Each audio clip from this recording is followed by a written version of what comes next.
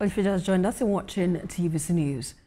From January 2026, NAFDAC says it will begin the full enforcement of regulations on the consumption of trans fatty acids in Nigeria.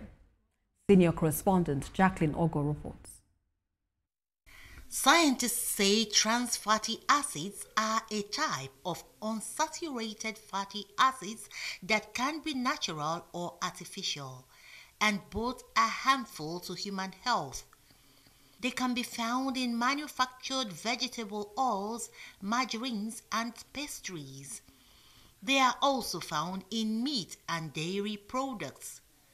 Doctors say artificial trans fatty acids, commonly referred to as TFAs, are responsible for cardiovascular diseases like hypertension.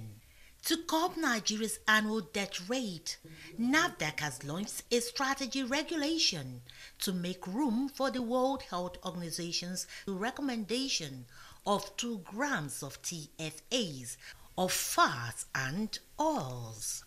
We need to change the type of oil that we first of all make, because some companies make the oils, and then the amount of oils that we should be using, oils that don't have trans fatty acids and saturated fats. The new labels will show that this has trans fat, it doesn't have trans fat, so that our own people will know that when they go to the shops, they will be aware of what is on the label.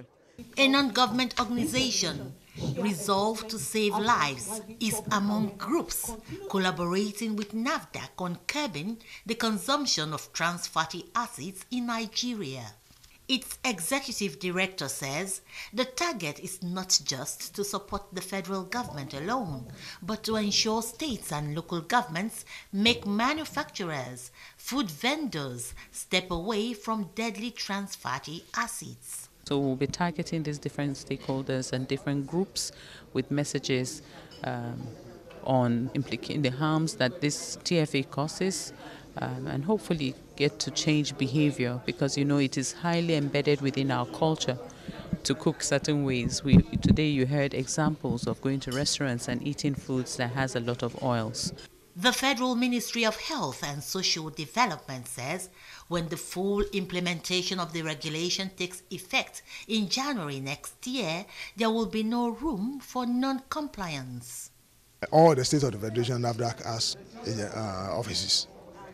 And also every state have ministries, the relevant ministries that will use this document even as relate to their mandates.